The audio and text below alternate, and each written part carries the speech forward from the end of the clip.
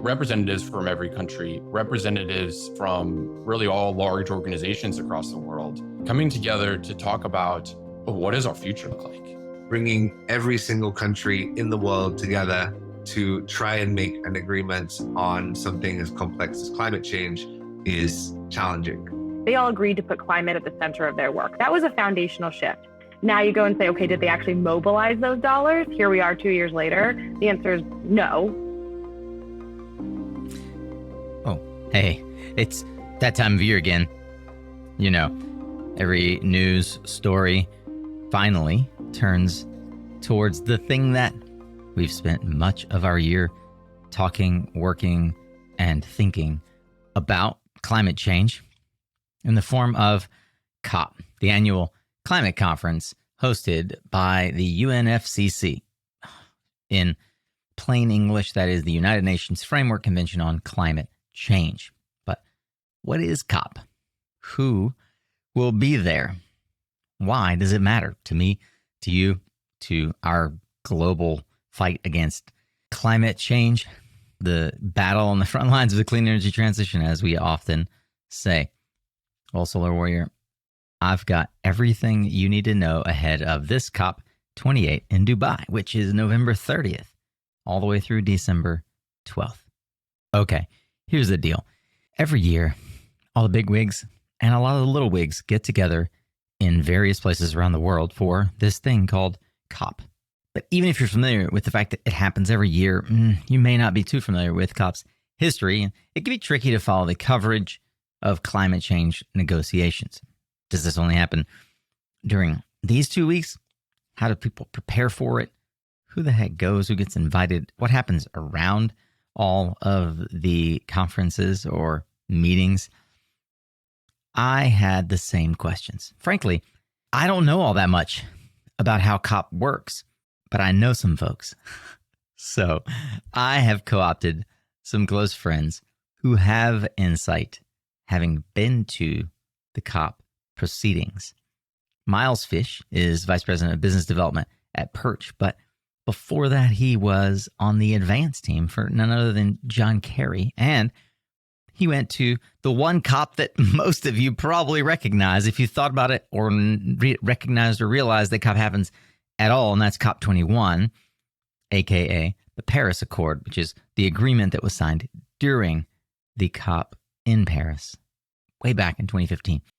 I also have my friend James Ellsmoor, who has been on the show before and who has spent a lot of time in these COP proceedings over the last 5+ years, specifically elevating and providing a platform, quite literally this year a stage, for the voices of small island developing states, as they, so all too often, are the ones who face the biggest risk and impacts of climate change. And then yours and my favorite female podcast host of the industry, Miss Julia Pyper, who went back in 2021 to COP26 in Glasgow. Is that right? Am I doing the math right? Yeah, Glasgow. Julia joins fresh off her mini retirement from podcasting and talks all about not just what happened in Glasgow, why it was a consequential COP, but what does this mean for our industry at large? See, she speaks from a position of insider knowledge as the Vice President of Comms for GoodLeap. That's right, one of the largest residential solar financiers in the United States. She also is a recovering journalist. You see, there are a lot of things to learn, so I wanted to unpack a little bit of it here up front, and then we'll jump right into 3 fascinating stories of how the folks I just mentioned experienced COP for themselves and what it means for you. Okay, so I mentioned that COP actually stands for Conference of the Parties, and the parties are international governments. You see, these governments come together once a year, but it's not the only time that they're working on or thinking about climate policy. As you'll hear Myles talk specifically to, this process takes over a year, many years. Many people's entire careers are dedicated to the work that culminates or that we see manifest in the signings, the treaties, like the Paris Accord that happened in COP. So why was the Paris Agreement so consequential? Well, it was the first international climate agreement committing governments to take action to limit global temperature increases and address those climate impacts that are already happening. And frankly, since the Paris Agreement, COP has really been focused on implementation. There is a roadmap for the wealthy countries, not only to reduce greenhouse gas emissions, but implement long-term strategies for climate mitigation and adaptation, and also to provide economic support for the smaller countries who lack the financial resources to deal with climate impact. Okay, but who gets to go to COP? Well, the answer is everyone. Everyone has an equal seat at the table. All 197 countries that signed the Paris Agreement represent independent states around the world, from the smallest islands to the United States, China, Russia, everyone. The UN also sends climate experts, and there are a lot of organizations that are invited to join as observers. While the COP process is meant to be progressive, it can sometimes come with a fair amount of controversy. Like this year, COP is being held in Dubai, and the president of COP is none other than the CEO of the state oil agency. There's been copious writing online about whether or not the state oil company and the COP president are greenwashing. But I want to just note that even in light of what may seem ironic or controversial, this is a milestone. It's a major step forward in my view. And I didn't really think so until I was listening to an episode that the Energy Gang did. And it was really quite informative. They go into the geopolitical scenario or situation and some of the controversy surrounding the president of COP. But I also feel like, given that Woodmac and some of the pundits on the board are also a little bit more centric and can speak to both oil and gas and renewables, it's a fairly fair conversation. I would encourage you to go check it out. I was looking for controversy. I was looking for a fight to pick. But honestly, I think that this COP is going to be one to watch. It's going to be one to track. And that's why we're here. Please make sure that you're following and click the bell on LinkedIn or here on YouTube so that you'll be notified when we do post about COP. I look forward to bringing you some social media takeovers from our friends who are on the ground in COP. If you are headed to COP and you'd like to participate in that, please reach out to us, podcast@suncast.me. I'd love to hear what questions you think I should have asked or how you will be following along. Please let me know in the comments below on YouTube or over on LinkedIn if you're listening on the podcast or actually watching on social media. Thank you for tuning in. Now, let's get ready to tune up your skills, Solar Warrior, as we dig into another powerful conversation here on SunCast. There are many ways to experience COP, and possibly the most fortuitous could be the advance team for a major diplomat from one of the top, G8 countries. Say if you were on the advance team of John Kerry, perhaps 2015, the famous Paris Accord. Well, lucky for you, I'm friends with just such person. Myles Fish is VP of Biz Dev over at Perch Energy, but long before he was helping grow the community solar market at Perch and Blue Wave, he was at the U.S. Department of State. Today, he's going to pull back a little bit of the veil on what it's like to be on the advance team for John Kerry at one of the most consequential COP of our time. Hey, Myles, good to see you again. Happy to be here, Nico. So, brother, it's rare to be able to, of the 8 billion people on the planet, how many people are on an advance team? A couple dozen, I guess, in the U.S. government. And there's elsewhere, but we do have a stronger presence from the U.S. on advanced sides. We take. Do the different advanced teams get together and have parties after everything's over? Not really, actually, because we all are so kind of in our world and trying to make sure things go well for the person we're responsible for making sure kind of logistics are smooth. So, well, as I said in the beginning, your career in solar was preceded by a diplomatic career, which was preceded by, as a Peace Corps volunteer career. That's right. Over in Kazakhstan. Is that right? That's right. What led you to the State Department? It was actually a bit tied to our being a Peace Corps volunteer. As you finish your Peace Corps career, you're able to get into the government, the U.S. government, in a somewhat more streamlined way. You bypass some of the bureaucracy. So that allowed me to get my initial job at the State Department, and eventually from there was hired into the Secretary's office, which is actually a function at the State Department. It's not, you can work for the Secretary's office and kind of continue on through actual specific individuals. And this advanced team, this group of individuals that travel in advance of the Secretary to make sure the logistics run smoothly, gets all the meetings in place and set up. That was the team I was a part of. Okay, so for perspective, I've mentioned that often the negotiations that are sort of seen as culminating at COP are just that, they're culminating. How long in advance are the conversations being fostered that lead to the kinds of agreements or sort of declarations that we see at a COP? Yeah, it's a good question. And I would say it's hard to actually put a start date on them. There are individuals who their entire career is kind of negotiating on the United States' behalf on climate issues. The Paris Accord ends. The next thing that individuals that are negotiating on our behalf, they're starting to talk about. All right, what are our NDCs? The commitments that we make. What are those going to look like, and how do we negotiate those and make sure we're in a good position against our allies and other folks that signed that agreement? So it's hard to put a beginning date on it, but think about it as years. Think about people having a career in this area at the State Department or at Treasury that kind of specialize in making sure we're putting ourselves in a good position in these conversations. Do you remember, it's 7 years ago, but do you remember the conversations internally about COP?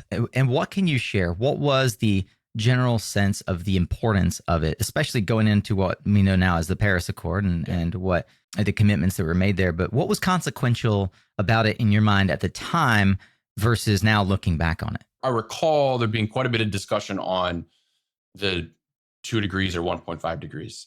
Yeah. What the commitment will be. And the hope was to get to the 1.5 commitment. And there were countries that were less willing to sign on to the kind of agreement itself without that 1.5 commitment. That 2, a belief that 2 wasn't enough. And these are like the Pacific Island countries. Kind of Marshall Islands comes to mind as one that was, I think we went back to a couple times. But they felt like their future was under jeopardy under a 2-degree commitment, and kind of needed the world to make a commitment to 1.5 if they were going to be on board. And so I recall that issue being, something that was under discussion for quite some time. And it raised the profile of those countries. They don't usually have a seat at some of the, at these tables, kind of at the very end.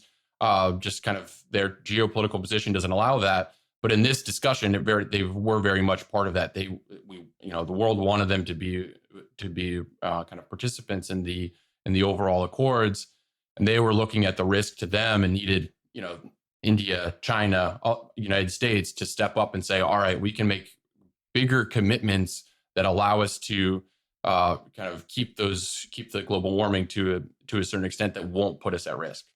So that was one. Others were kind of financial, making commitments to some of those countries, or to kind of India, who had quite a bit of, who was just kind of, these are developing countries, and developing countries historically have used kind of dirty fuels. And so for the first time, we were asking developing nations to commit to clean energy rather than what is traditionally thought of as, cheaper kind of carbon-based fuels. So that was making a financial commitment to help them transition, or not even transition, but to kind of create their energy infrastructure with clean technologies was another one. And it's fascinating just in the last 7 years to see the unbelievable commitment from India specifically to clean energy. The thing that stands out for me about COP is that it's one nation, one voice. It's like you don't have, unlike other diplomatic environments, a weighted importance of each country. So the Marshall Islands, the Palau can stand up and say, my voice counts. There's something unique about COP where it's, really the entire world, representatives from every country, representatives from, large, really all large organizations across the world coming together to talk about what does our future look like? I mean, it is like as grandiose as a conversation as you could think of, but that is what you're doing. So when you're there, you're in the minutia of just like getting through the day. You have things you're trying to accomplish, but it is kind of such a grandiose conversation that everyone's trying to get through. And certainly kind of as you're winding down from it, you allow yourself to have those thoughts like, wow, what just happened? What did we just accomplish? So it's a cool setting. Did change me. I think we'll get to that in a second, but it certainly did change me. Myles, I would love to hear the experience on the ground and then after COP, what you came home with, because what I know in the background is that it made a consequential shift in the way you see your career. So that in and of itself is sort of meaningful from my perspective. I want folks to be able to take away, I can't go to COP. I'm not there. It's on the literal other side of the world in the desert. I'm here in Missouri or Arkansas or wherever in flyover country trying to build a solar company. What does this matter to me at all? Could you help tie those two sort of disparate realities together? First on the ground, what I was doing on the ground is setting up these meetings we just talked about, trying to influence, make sure all these countries commit to or are able to commit to the similar things. And I'll give a little bit of perspective on what that looked like on kind of setting up those meetings. So COP itself is a conference. And Paris was at a conference center, not that dissimilar from what some of your listeners might be experienced at SPI. It feels a little more familiar or kind of a comparison to Anaheim last year than Las Vegas this year. But just imagine a very large conference kind of setting in which there are vendors, there are folks that are set up and, trying to get people to get, inspired by their new product or new idea and having them visit, things that they're selling. But there is also a portion of that conference center that was set up for meetings. It's the United States had a section of that conference center for meetings that were set up in a secure fashion. So these were not just secure from a physical standpoint and also from an information standpoint. So, John Kerry walks in or President Obama walks in, Secret Service gets comfortable that, they're in there safely and they're able to have those meetings. This conference center itself was out at Charles de Gaulle Airport. That's outside of Paris. Depending on how you hit traffic, it could be anywhere from like 45 to 3 hour drive. Some of the meetings happened there. Some of them happened more in central Paris. And it was really just all figuring out who's where, how do we coordinate. A lot of it was last minute. It was trying to get this stuff done, as quickly as possible. And so that was what the day-to-day looked like. It was like, all right, we said in that last meeting, we said we have to have a meeting with someone else now and we have to set that up and it's going to be in 6 hours. How do we, who do we need to talk to on their side in order to coordinate, and what does the picture look like? How do we, get the PR about this, that this is happening? So that's what the days looked like as the conversations were going on. To your second question, kind of what is the impact? How did it impact me, and how can others think about it? When I was there, I was mid to late 20s. At that point, my career was really international relations, and that was kind of how I was thinking my career would go. Thinking about grad school, but kind of international relations was how I thought about my career. But COP exposed me to a different mission that I felt a connection to. And that was, making sure that we were set up in a sustainable path. And part of the commitments that were made there were commitments from a public standpoint. It was public commitments by, countries around the world, but it was clear to me that the implementation of COP was happening through the private sector. countries themselves were going to say, this is what we commit to, but the execution was going to be the private sector. And so I felt that connection to this mission, and I wanted to be, I felt also that I wanted to be involved in the implementation, the execution of those commitments. And so that is the transition that happened in my head. I think what I want is my career to be about executing against, the commitments that we're making, the globe is making.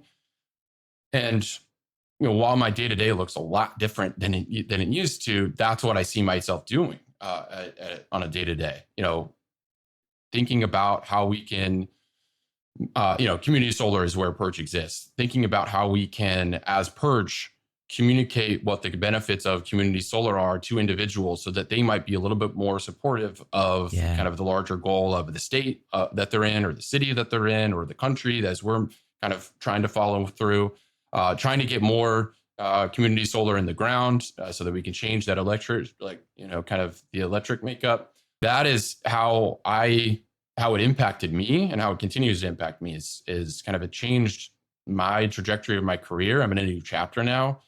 But there's a very clear connection in my head about how that transition happened. That's beautiful. Thank you for sharing that. Before I let you go, just pulling a thread here.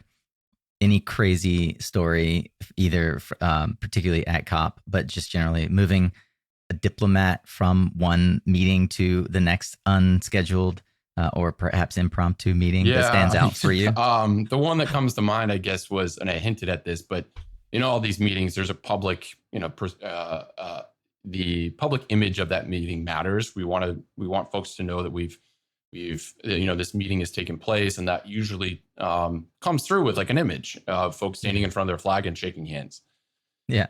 Finding all of those flags for the Pacific Island countries was very difficult. There was a flag vendor in Paris that we got to know over the course of those 2 weeks, because it was like, the flag itself is over at Charles de Gaulle, and we need to have it at the hotel. And so now we have to go downtown Paris and buy and purchase a new flag for this meeting to happen. So let me just say that Veep is the most realistic show about government that I've seen. Some of the stressing about kind of getting the flag set up comes to mind. That's beautiful. Well, brother, I'm glad that where to buy the right flag is no longer the struggle of the day for you. Yep.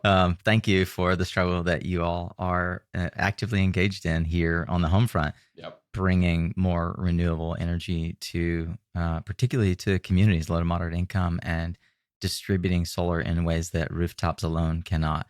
Myles Fish is Vice President of Business Development at Perch Energy. Myles, for those who are interested, how could they find out more about you?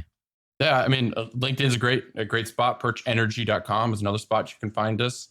And I'm open to all message on LinkedIn if you want to hit me there. Follow Myles on LinkedIn. I'm committing to you all that he's going to be making at least one interesting post about COP28.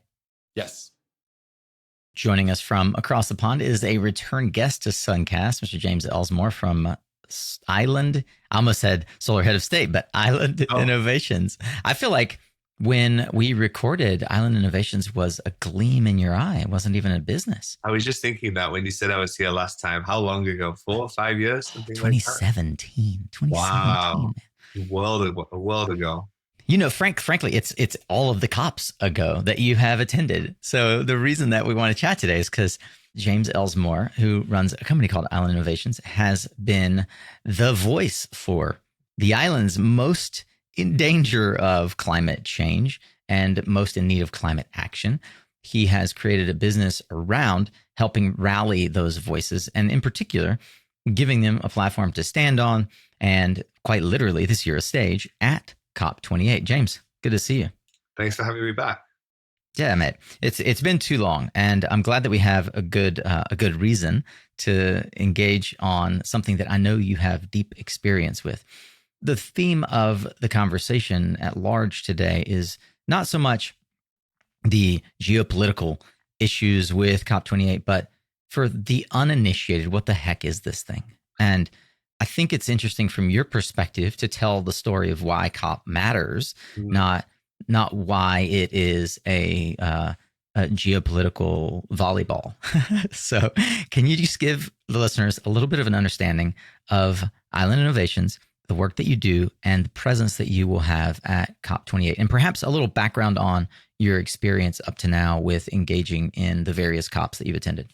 For sure. So to start off with Island Innovation, as you already mentioned, we are a network and a media platform focused on islands, as you can imagine, of any type. So we work with the islands off the coast of Maine with a few hundred people to Puerto Rico, Fiji, Hawaii, islands of all shapes and sizes, with the central idea that these islands share in common the same challenges and the same opportunities.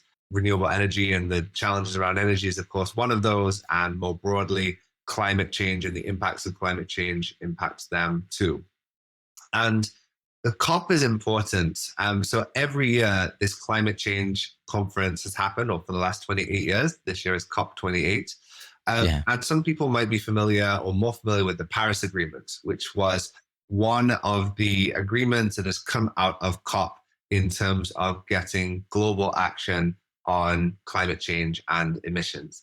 And as you can imagine, bringing every single country in the world together to try and make an agreement on something as complex as climate change is challenging. And so this is why the COP is almost going to be a never-ending cycle, really, of trying to bring those different players together and make some decisions. And started off really with a focus on how all these countries agree to cut emissions in some way, how to measure that.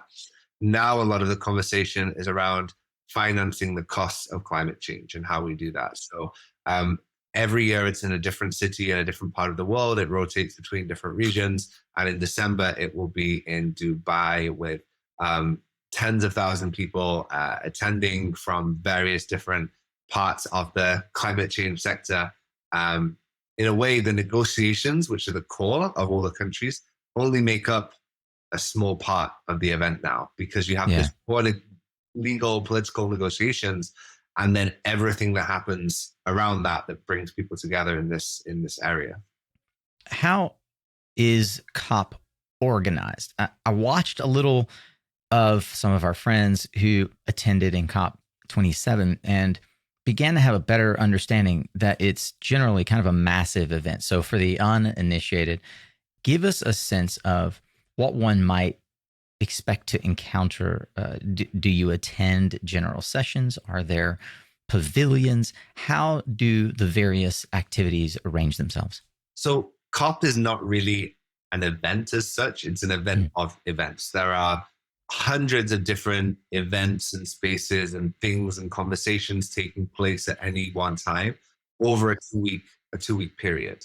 As I mentioned before, you have the central area of the negotiations, which the vast majority of visitors don't go to. I never go to. I've been a few times actually in the past, and that's almost a legal negotiation discussing whether we should use a comma or a full stop or very, very minutiae conversation. And a lot of those details have actually been fleshed out. COP is the culmination of a year of negotiations. So it's not that everything is happening these 2 weeks. A lot of the details have already been made over the last year.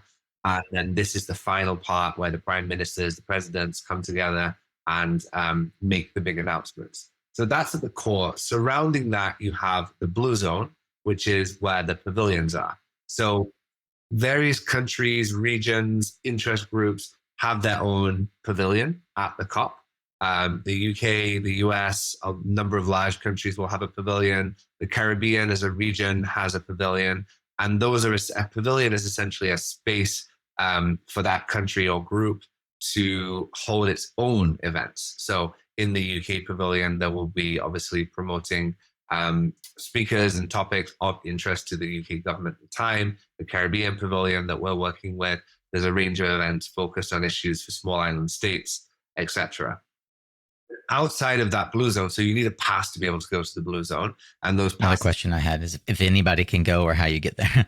Yeah, and the passes are becoming a hot commodity themselves. It's becoming harder and harder every year to actually get a pass to go to COP as the event balloons in popularity in a way of people seeing themselves needing to be there.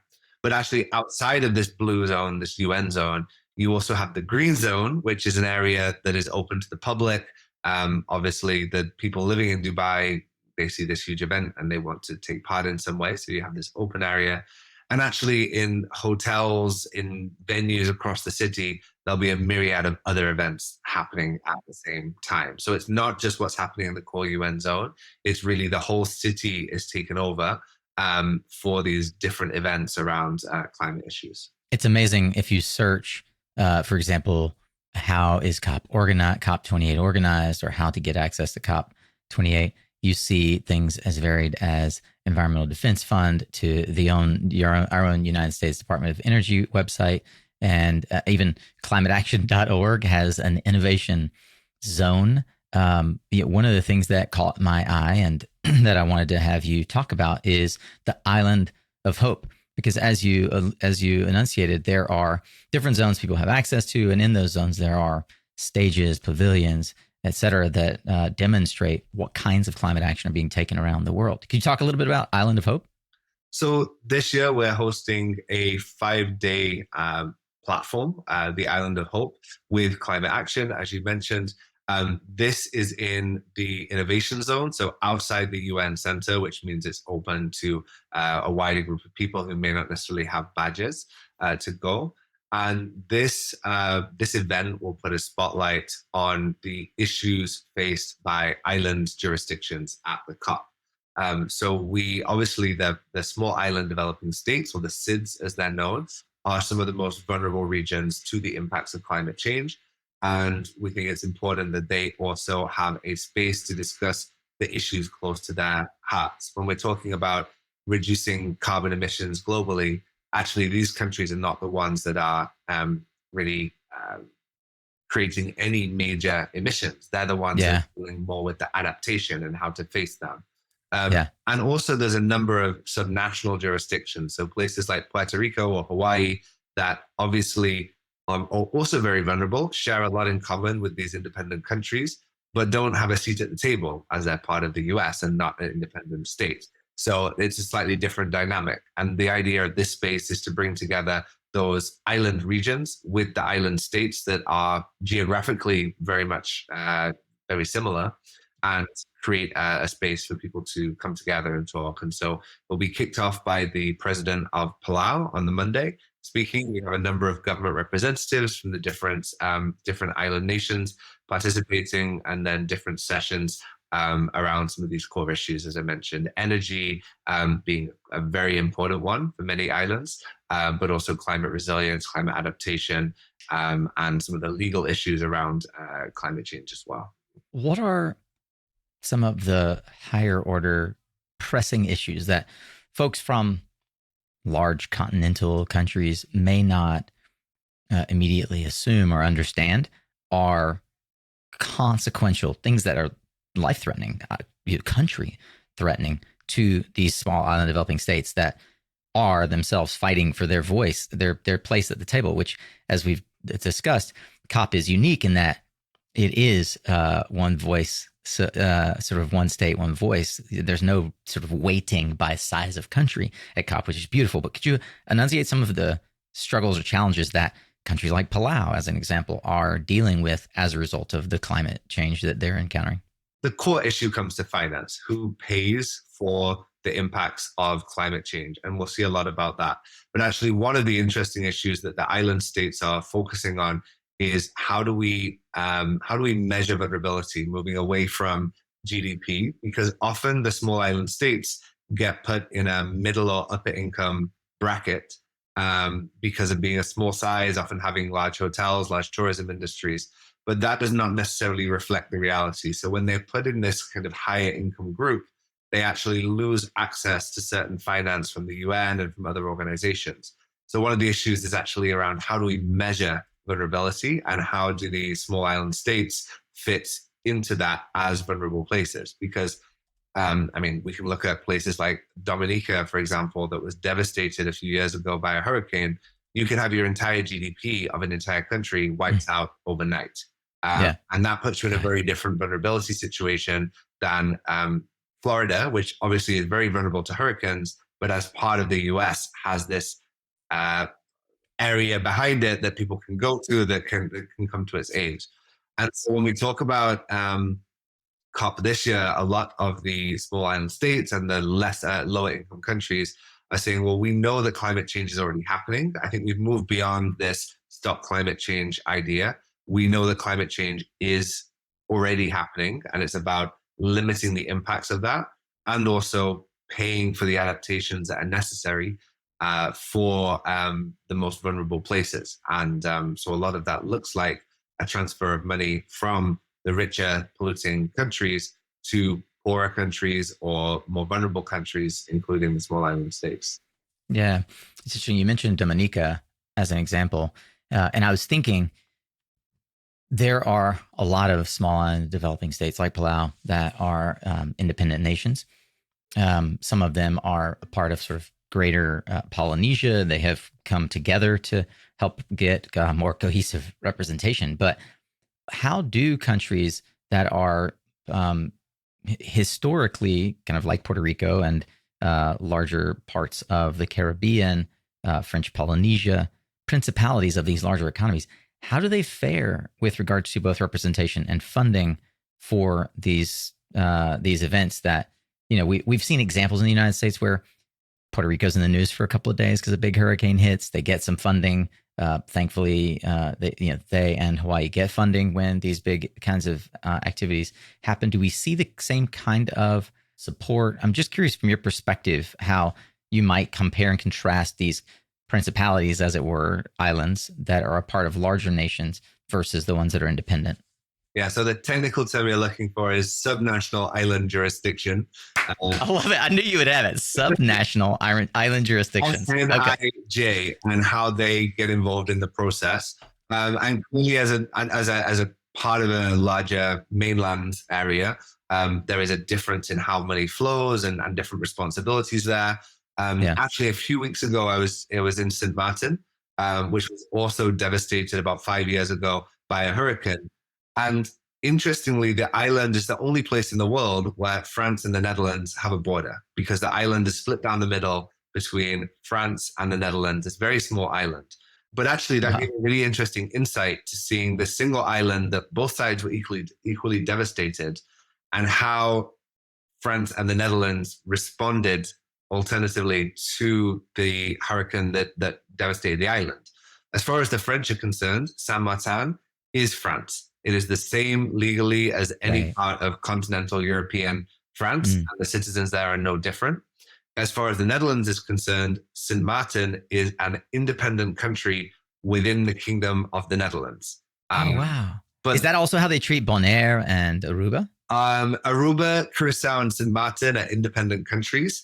Bonaire, Saba, St. Eustatius, the other three small islands, have a slightly different status, which it gets very back to Saint Martin, But Saint Martin but they're Dutch passport, French or Dutch passport holders living on the island.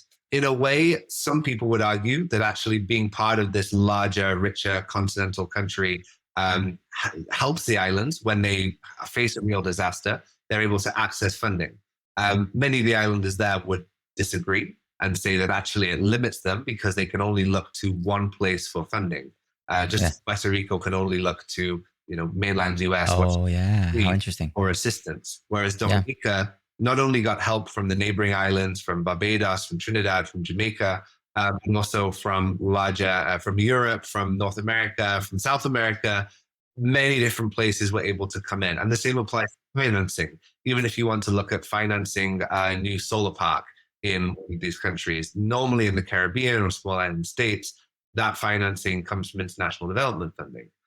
But if you're technically part of the Netherlands or US, you are not a developing country, and therefore the same kind of funding. So the Caribbean is kind of interesting in that sense, because every island is its own jurisdiction with its own set of rules. Is it in the European Union? Is it not? Is it an independent country? But the reality is the geography and the vulnerabilities to climate change are the same when it comes to the people living. So how do they access the funding that they need to make that transition? Well, James, it's wonderful to get your perspective on an area of climate action and climate adaptation that I think is woefully underserved. I'm grateful for the work that you all at Island Innovation are doing. If you could pin it down to maybe one or two things, what do you think that folks watching from afar ought to try as they may from afar to keep an eye on? What do you think is most interesting about COP28 that folks should really try to follow along in the news or with you all? I think it's very easy to get disheartened. And every year I see that the reporting about these COPs becomes more and more negative. And I do understand the frustration that people have seeing, every year all the countries coming together and not necessarily seeing any result out of it. The progress is painfully slow, but there is progress. There is movement. But as you can imagine, bringing together such a diverse range of countries, trying to get the whole world to agree on how to deal with these problems is challenging. But the COP does play an important role, and not just for the political agreements, but also for the action that happens there between the key different players from not just the governments, but from the universities, from the NGOs, and growing more and more the private sector. So I think it's interesting to see how all of those players come together in somewhere like Dubai and actually use that. A lot of the negative criticism comes from, the obvious, well, everyone's flying there to talk about climate change. What does that mean? And I would argue that actually the amount of work that I can get done in that 2 weeks in terms of meeting people and getting things, having all those people in one space means that I actually don't have to travel a lot for the rest of the year. And there are things that happen there. So I think remaining optimistic is important. I think the COP as a system, like any system, it needs to evolve. It does need to change. But I really hope that we see this year something more tangible that people can relate to and understand, okay, why is this event such a big deal when it comes to climate? Well, it is a big deal. And if you all want to follow along, you can find everything that Island Innovation is doing at islandinnovation.co. We'll link to it, of course, in the show notes, and would encourage you to follow along on social media, hashtag Island Voices, plural, Island Voices COP28. Is there a particular social channel that you favor that you will be posting more on? All of them. LinkedIn, Twitter, Instagram. And if anyone's interested in following along, the Island Voices platform is designed for people who are not physically in Dubai to be able to see what's happening of concern to these island regions. So please do feel free to sign up and follow along. We will link to that. And as the page says, you can register for updates. James, as always, a wealth of information. Great to see you, my friend. Enjoy COP. We'll be following along and enjoying it vicariously through you. Thanks, Nico. It's great to be back. So we've covered what it is like from the perspective of someone whose job it is to help a foreign diplomat get positioning and find their meeting rooms. We've covered why it's important for small island states like Palau and the Marshall Islands.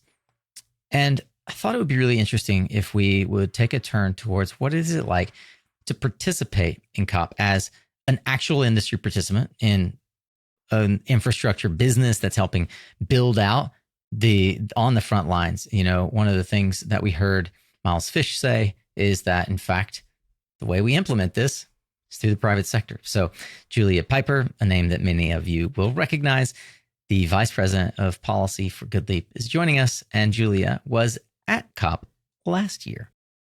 Julia, I'd love to learn more about what that experience was for you. But first, hello. It's been too long. Hello. I'm, so glad to join you. This is sort of my coming back online occasion. I just had a baby, which was exciting. New addition to the family, new climate warrior out there. But it does mean I'm not sleeping very much. So if I stumble over my words, Nico, please don't hold me, too much accountable here.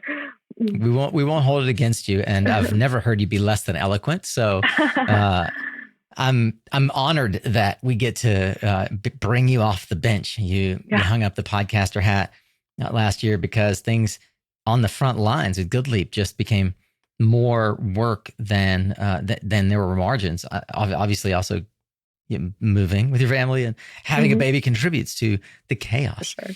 But chaos is part of the ingredient in a COP meeting or a COP conference. First and foremost, you are a trained journalist. You've come at this from the perspective of deep investigative understanding of the sides of a conversation and the stakes in the negotiations. And I thought it was really fascinating. So the way that you went to COP last year, could you explain for everyone how you became involved and why you went? Well, I'll just put one little correction out there. I actually went to Glasgow, which was 2021, which is one of the bigger COPs at that time, which I think is important because it was really known as sort of unofficially the investment COP. It was really about mobilizing dollars. I did not make it to Egypt last year. I wish I could have gone, but I think it's interesting. Yeah, I know. I mean, COVID and everything made everything a blur, but certainly have been following COPs for years, as you said. And one thing that's interesting is I started my career at E&E News, which is very inside the beltway of DC policy publication. And they covered these COP summits, the UN summits, super closely, all the political haranguing, et cetera. I moved to Green Tech Media, just covered the business sector. And like COP had nothing to do with Green Tech Media's day-to-day coverage of startups, of technologies being developed, of investment moving. I honestly feel like those two worlds for me have now collided where in COP today, these worlds have collided in that the money conversation, the startups, the investments, the innovation has now worked its way into, I think, the COP landscape in a way that it didn't really exist before. And I actually think the Glasgow Summit was one of those key ones where we saw it was 450 different financial institutions that controlled over $130 trillion, 40% of global financial assets at that COP at Glasgow in 2021. They all agreed to put climate at the center of their work. That was a foundational shift. Now you go and say, okay, did they actually mobilize those dollars? Here we are 2 years later. The answer is no, we have not seen the progress we need. However, I'm of the mindset that like getting people on the record is key. Getting those investors to make those commitments is important because then we have something to hold them accountable to.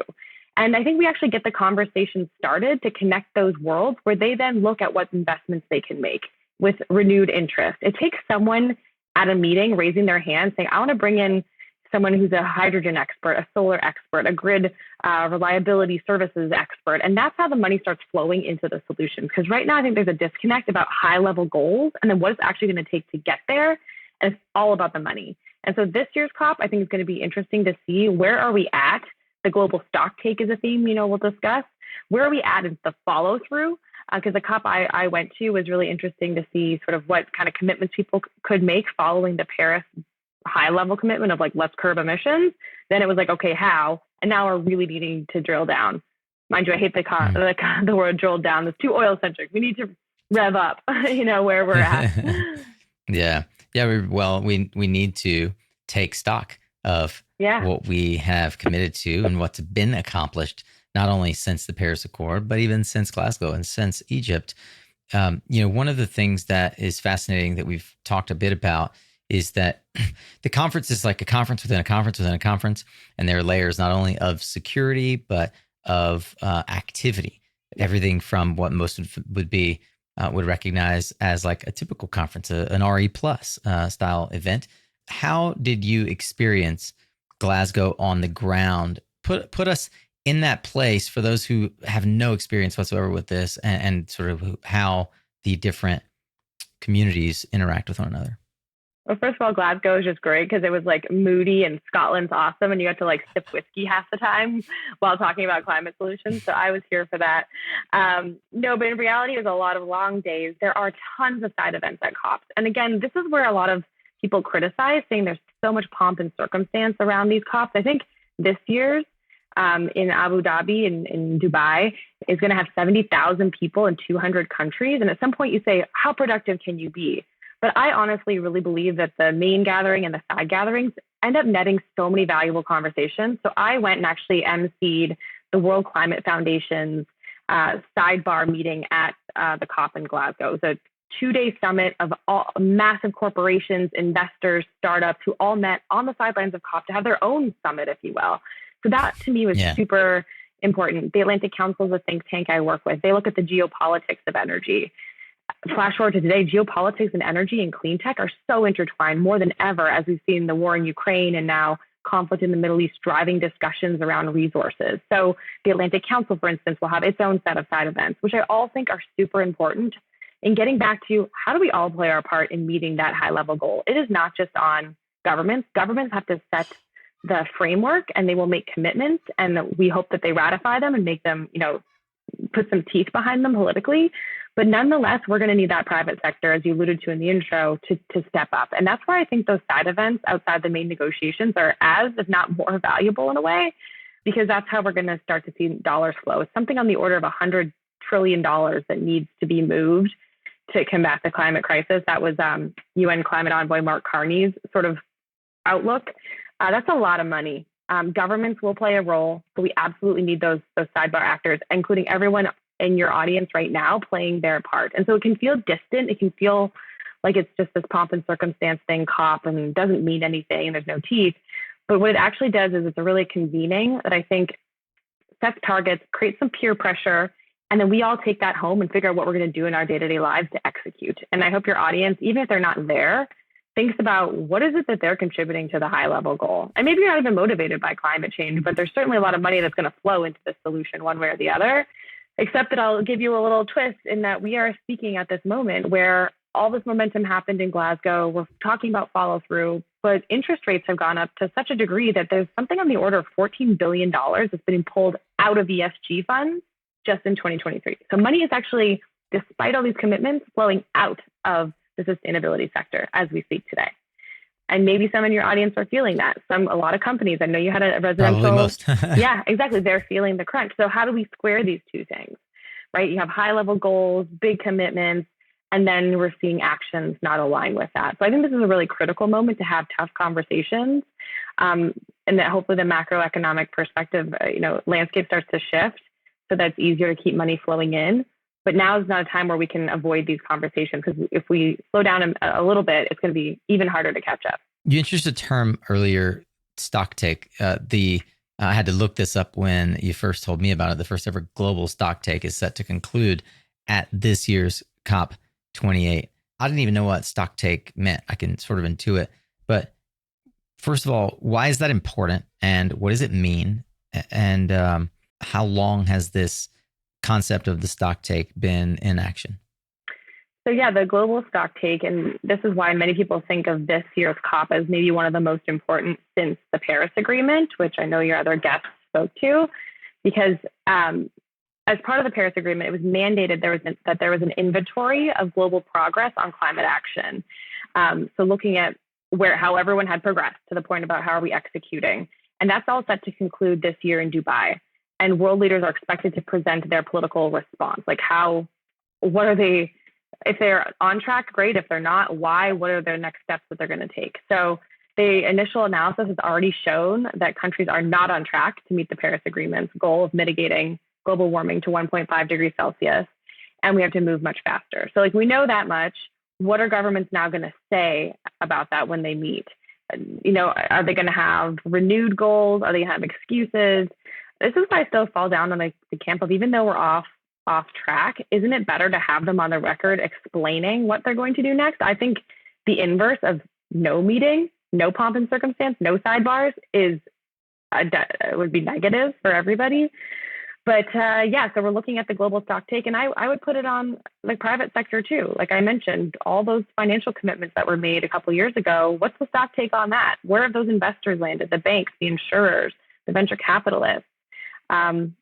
There's a lot of value still there.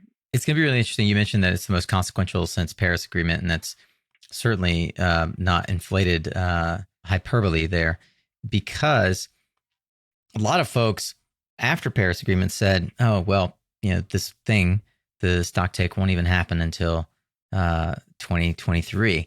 So most countries are just going to kick the ball down the field, and we'll see what happens in 2025. So everyone knew in 2015 at the Paris Agreement that there was going to be this 10-year window. The stock take happens. And then there's 2 years to kind of have countries say, well, here's what we're going to do to mitigate anything that we haven't done in terms of committing to these collective goals.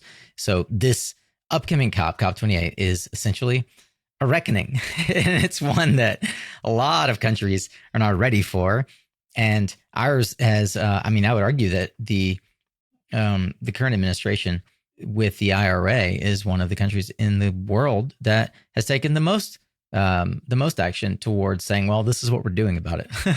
This is how we're trying to fix it. Yeah, I would agree with that. What's a shame is that the reality of our financial situation, which I think is a hangover from COVID, we saw markets really get whiplash for all the demand that was created and subsided, and oil markets went awry. And again, the war in Ukraine started stimulating demand in different ways for clean technologies to get off of Russian oil. Nonetheless, here we are in this inflationary environment, which actually we have to be thankful in that overall we have not ended up in a recession yet. Don't want to eat my words on that. And we have slowly brought down here in the US anyway, inflation. Other countries are actually dealing with it in a much worse way. You mentioned the IRA. I just bring up the financial situation because it does unfortunately undermine the Inflation Reduction Act, the fact that it's so expensive to develop projects right now. And that's not specific to renewables, but it does make those newer business models, which are, I'd argue, a little more sensitive to rising prices, harder to execute on. So we see oil stocks doing well right now, and we see clean energy stocks taking a hit. And that's a main point of discussion at COP as well, is the role of oil. It's happening in the Middle East. The United Arab Emirates is obviously invested in legacy systems. It's the biggest controversy of this COP. Exactly. And so this has been a controversy for a long time, is what is the role of oil companies and oil states in the transition? They arguably have one of the most powerful seats at the table if they are willing to invest some of their own capital into the transition. Of course, that could compete with their legacy business. But I think that's going to be a main flashpoint here too, is figuring out, once we get through this current financial turmoil, who's going to be positioned to lead the clean energy transition? Because I certainly believe it's not going away just because we're having some rough patches here. So that's why we got to keep the conversation front and center. Yeah, there are plenty of controversies, not the least of which being that the president of COP28 is also the chief executive of the Abu Dhabi National Oil Company. There are many different headlines that you can watch. I'll note that I've been particularly, I'll say, proud of The Guardian for holding accountable the global leadership, and especially COP28, in terms of publishing journalism around the various sort of controversy and scandal. I'm curious, as a reformed journalist, where are you going to be invested? You have precious little time now with a full-time job and a family. How are you going to follow along? Where are you watching? Like, where would you tell folks to, like, any time hacks on keeping up with what's happening over the 12 days of COP?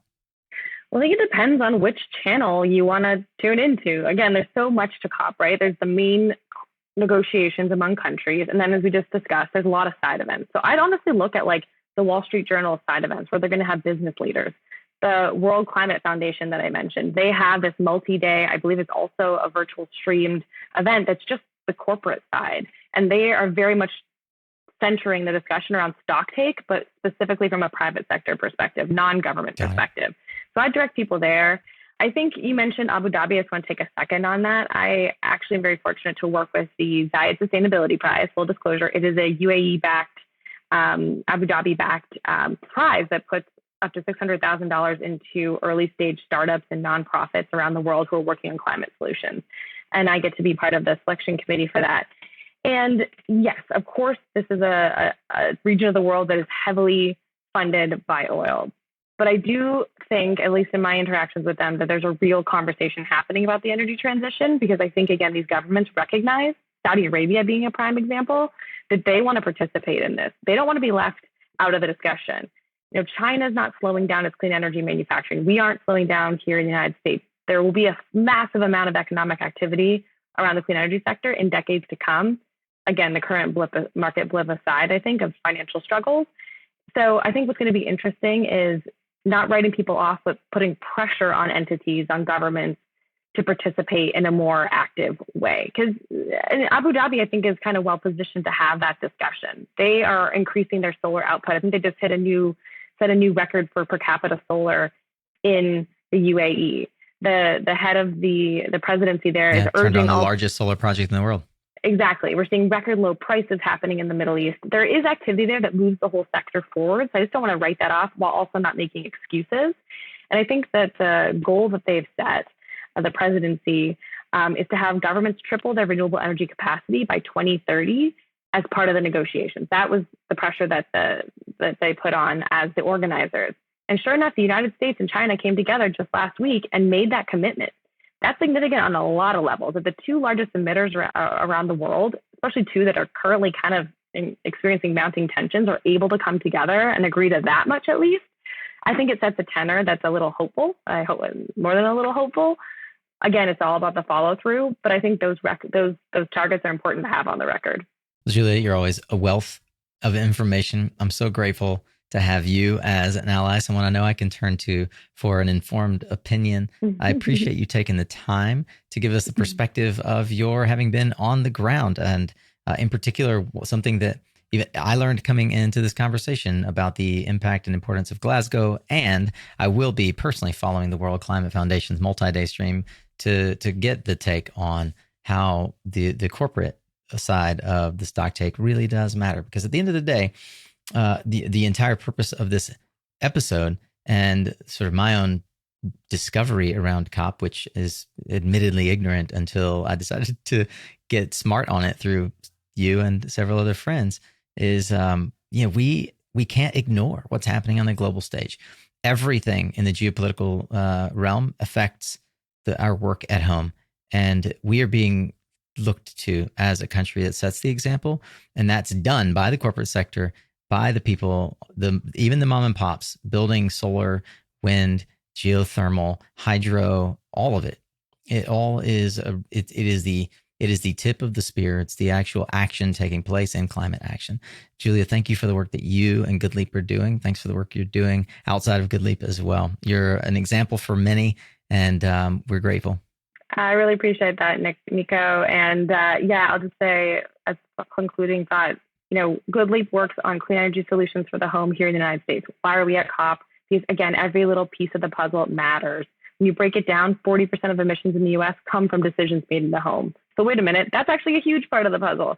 So every heat pump, every solar panel, every geothermal system installed, or whatever, HVAC, to me, that's all part of meeting that broader 1.5 degrees Celsius goal that was set in Paris. I think pretty much everyone in your audience is probably playing a part in that too. So thanks for having me. No baby cries in the background. We did it, Nico. Yay.